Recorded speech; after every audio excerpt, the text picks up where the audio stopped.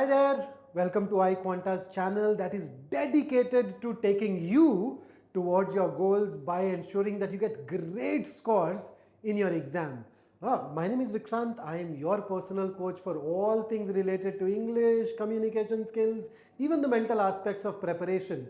Today our area of focus is going to be RC. So a lot of people are looking for the ideal way, the best approach for reading comprehension. So today, by the end of this session, you will know how best to approach RC passages, and not only that, I will also go ahead and talk about how you can approach questions and eliminate answer choices. So stay with me. In case you are new to our channel, don't forget to press the subscribe button and the bell icon as well to turn the notifications on, right? So let's dive into how to approach RC passages. So a lot of people come to me with a lot of questions in their mind. One of the questions that they so very often ask is, sir, how do I approach RC? Sir, I should read the passage first or the questions first, or what should I do? So here is a broad take first. When it comes to approaching RCs, there are a lot of different ways that you can follow. For example, you can use the PQ approach, where you read the passage first, then you go to the questions and answer them. Then you can use PQP, passage, then questions, and then you come back to the passage to find out the answers. Or you can actually use QPQ. How about starting with the questions, then passage, then questions, and I can tell you 3 more approaches, but saying I will keep it simple. Let me be absolute definitive. The default approach for you is this. So no starting off with the questions, please start with the passage. In fact, let me elaborate. So the first thing that you do is you read the passage, and once you are done with the passage, you move over to the questions, right? Now, what is your goal when you read the passage? You have 2 goals. Your goal number 1 is that you want to go through the passage fast, right? So if it is, let us say, so let's just break it down, because the passages in your exam can have varying lengths, but you would definitely want to read around 150 words in a minute, if not more. So that's what I generally expect. So let us say that your passage has 300 words, 2 minutes, 450 words, 3 minutes. So try to read it under that time and within that time period. So let's say you have a 300 word passage. So I'm saying that you want to read it in under 2 minutes. And at the end of those 2 minutes, I want you to have a mental overview of that passage in your mind. Now, in case you have questions like, how do I really become fast? Well, you can enhance your reading speed. Work with me. I can teach you, I can train you, I can tell you how to do that. In case you're somebody who struggles to generate a mental overview, once again, it is a skill. I can tell you how you can go on and become better at it when you work with me. Now, the advantage of this overview is that it increases your accuracy. Remember all those questions which ask you for the main idea. If you don't have this overview, you won't be able to get them right. And not only that, it will also make you fast. Even those fact-based questions, specific detail questions, where you need to check every answer choice and match it with a part of the passage. That process can be so time consuming. I know a lot of people who end up reading the passage 2-3 times. Imagine, that's a sheer wastage. Work on this skill and you'd be able to go back to the right area in a jiffy. So passage, questions, and then thanks to this overview, you will refer the right part of the passage and be able to answer the question. So the approach is passage, questions, passage, but this first reading is a very specific type of reading where you go for these 2 things, and the second P is basically where you refer to that part of the passage which is relevant for you to answer the question, right? So let's go ahead and read a passage. So what I will do is that I will take you through a passage where I'll pause. Why would I pause? Pause, I can't pause, you pause. Okay, so I'll take you through a slide, you pause the video, read whatever is there, then I will take you to the next slide, pause, read. So work with me. Read the entire passage, and once you are done with the passage, I'll announce that this is the last slide. After reading that last slide, sit down and write a mental overview, no? Try it out, and after that I'll tell you how I approach the passage, and after that I'll tell you how I approach the questions too. So starting with this. So pause.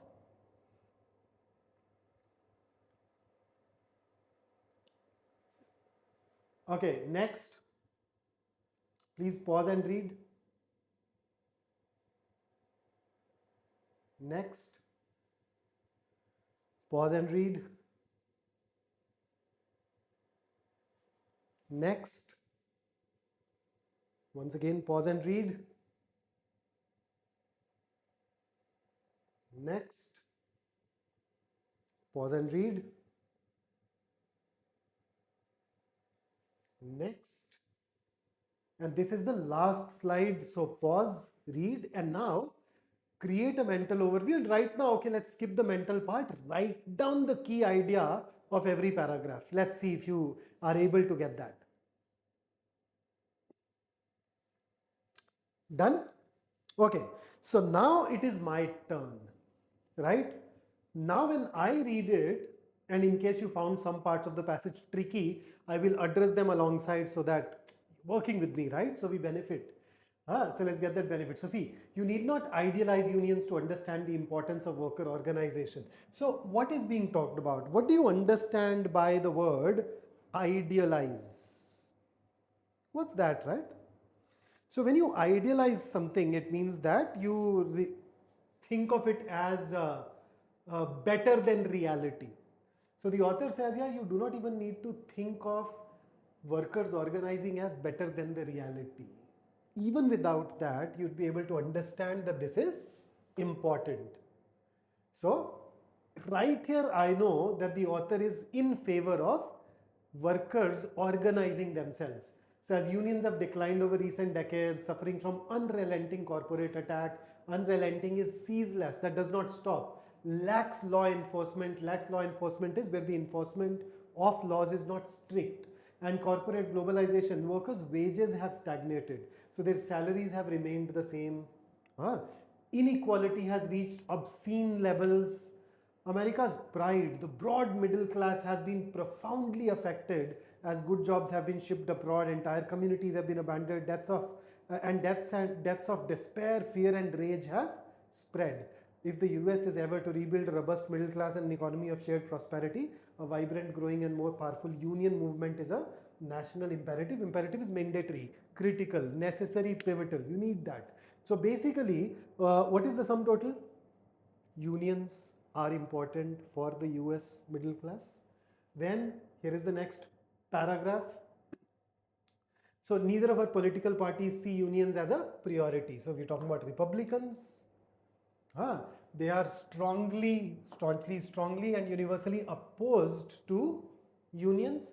And then this rep is Republican Virginia Fox of North Carolina argues that increasing the NLRB's annual budget is the equivalent of using a spray bottle to put out a grease fire. Okay, grease fire is basically oil fire. You know, when your cooking oil becomes very hot, what happens? So you switch on the gas, your cooking oil becomes hot, then it starts boiling, and after boiling it'll start smoking, and then it'll catch fire. So grease fire is that kind of fire.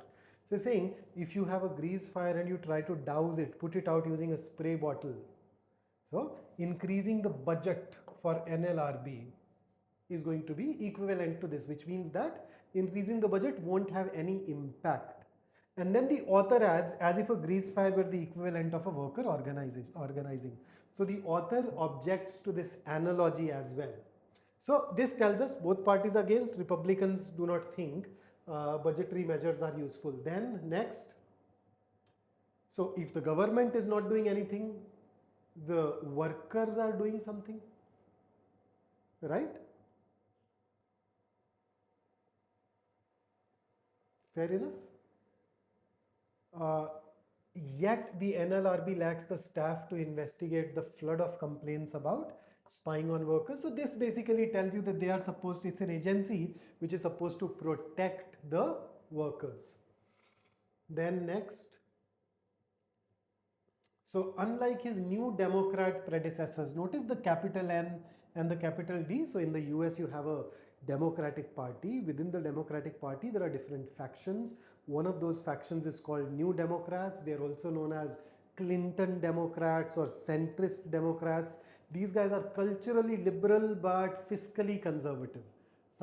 So unlike those guys, Biden has openly supported unions and then all of these positive things that he has gone on to do. But the next paragraph starts with yet. Yet, when the effort to fund the NLRB was dropped from the Inflation Reduction Act, the White House went along. Why? Republicans were unanimously opposed. To overcome the filibuster. Filibuster is engaging in lengthy debates to delay a decision. So to overcome that strategy would require every Democratic senator. Now, according to insiders, Senator Joe Manchin III, the infamous obstacle, somebody who's a filibuster, was agnostic. Like he did not care, but there were several corporate Democrats who quietly deep-sixed the measures. When you deep-six something, you destroy it. You ruin it, you get rid of it. So Republicans were against, but so were some Democrats. Then the next one, in this corrupt era of big money politics, workers can't look to either party to champion their cause, and as their wages stagnate, working conditions worsen, all that, the resulting fear and rage are an open invitation to demagogues and charlatans. So who is a demagogue? A demagogue is someone who appeals to the emotions and prejudices of the people, who says to people what they want to hear in order to become their leader, and he has no moral qualms. And then similarly, a charlatan is somebody who pretends to have skills or knowledge when in reality that person does not. We so very often use it for some medical professionals. So such situations are an open invitation to these shady characters.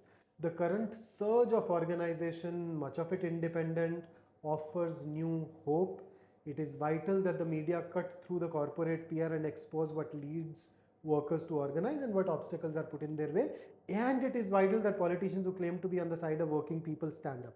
America will rebuild shared prosperity when workers can come together and demand a fair share. So that's your passage. Now, when I say that at the end of the passage, you need to you need to read it fast and you need to have an overview. What I meant was, now that we have read it, do you have this in your mind?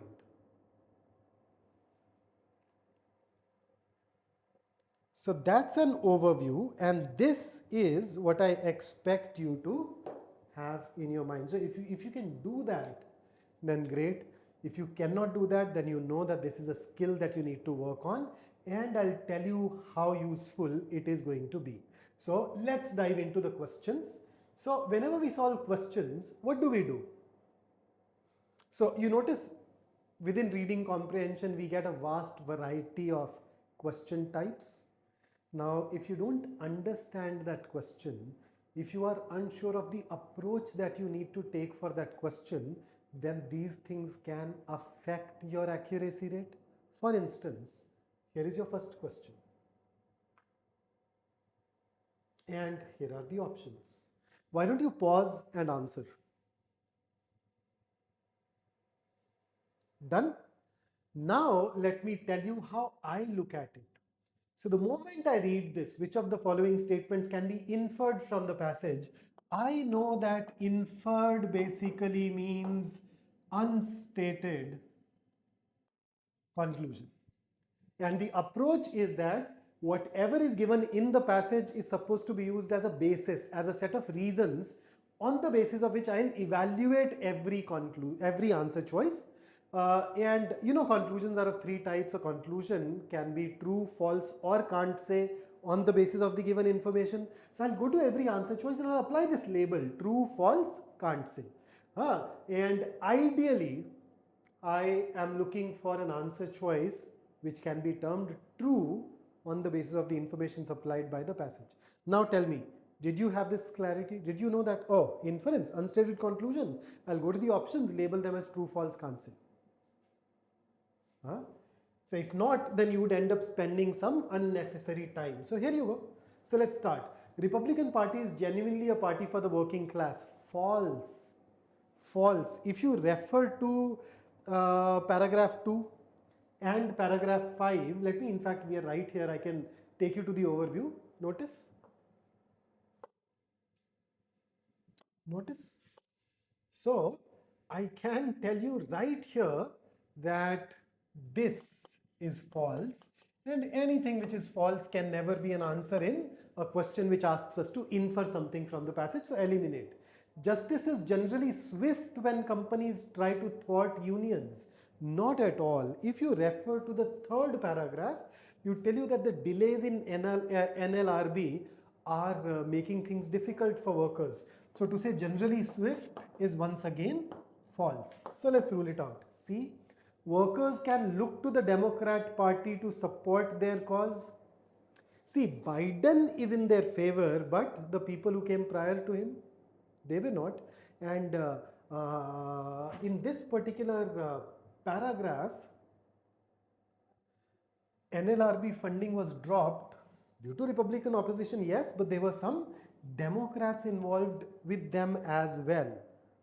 And therefore, if you look at C, on the basis of these two things, we can say that this is, can't say. It may or may not be true, but it appears that there is a part of the Democrat Party which is not acting in their interests. Then D, in recent decades, the incomes of employers have increased substantially.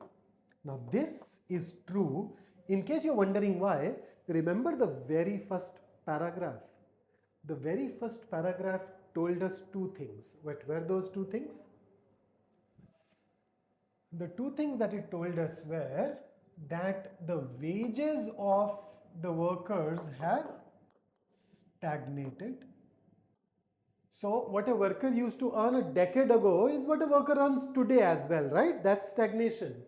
But the inequality has increased significantly. So inequality, in this case, the only meaning it can have is inequality increase means that the owners are getting richer, the workers are exactly where they are. So if the owners are getting richer, if the inequality has increased, it means the owners are getting richer, and if they have gotten richer, obviously their incomes have increased. Those owners are employers, so this is true.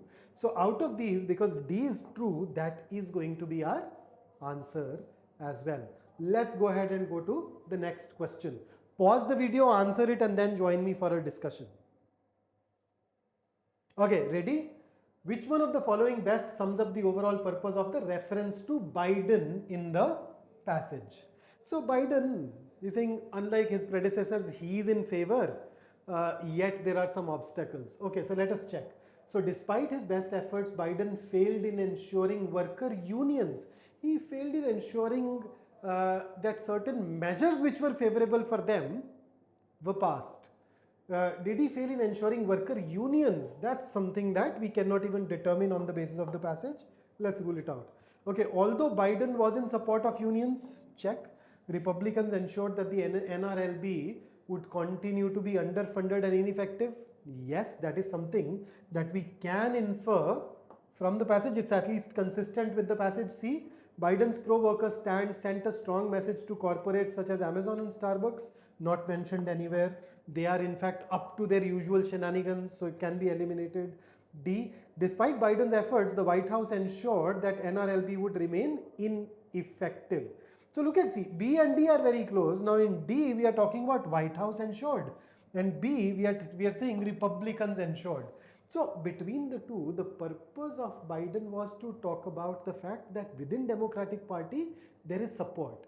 Yeah, there are some people who may be against it, but by and large, somebody who's right at the top is supporting it. Whereas in D, we are blaming the entire White House, and Biden is also part of that White House. So that will create something which is logically incongruent and thus can be ruled out, and therefore B is going to be our best answer here. So that's your question number 2. Question number 3, once again, pause, answer, come back.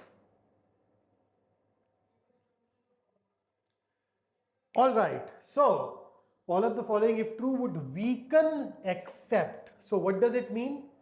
Out of the 4 answer choices, 3 are going to weaken what the author has said. Now how do we weaken? We weaken by negating the reasons given by the author. We weaken by going against the assumptions used by the author. And in case you do not know what assumption is, it's okay, it's a technical word. We teach it in our verbal reasoning classes and RC classes, so you can pick it up from there someday. So the 3 that weaken, they are not going to be our answers. We need to eliminate it. One of these will not weaken what the author says. So not weaken can mean it is irrelevant, not weaken can mean it supports. So this is the one that we are looking for. So how about first? Wages of workers have been growing faster than those for white collar office goers in the last 5 years. Now you notice one of the key points that the author has told us is that the wages of workers are stagnated. This says that they have been growing faster, not stagnate, not stagnant. Right? So this contradicts the passage, weakens, so not our answer. B, Amazon and Starbucks pay lower wages to their workers as compared to unionized companies. Okay, so there are companies that have unions, the wages there are higher. Then there are companies that do not have unions, the wages there are lower. What does that tell us? It tells us that unions are important for workers, unions benefit workers. Isn't that what the author is arriving at, that we should have unions? So if B is true, it supports the author. This goes on to strengthen. So this should be the answer, but let's check C. Many progressive corporates want their labor force to be unionized, but the passage says the organizations are against unionization. So if this is true, it contradicts the passage, therefore weakens. So let's eliminate. D, delays in taking action against illegal corporate tactics on organizers of unions have sharply reduced. So we are saying that there is no delay, or whatever delay there was has sharply reduced, but the passage says that there is delay in acting against corporates. So this also contradicts that point. So once again weakens. You will also notice A, C and D contradict some of the things that the author has said in order to build a case for unionization, and therefore they weaken, and anything that weakens is ruled out because it's an except question. So B does not weaken, in fact in this case strengthens, so should be our answer. Here is the next one, question number 4. Pause the video, answer the question, then come back.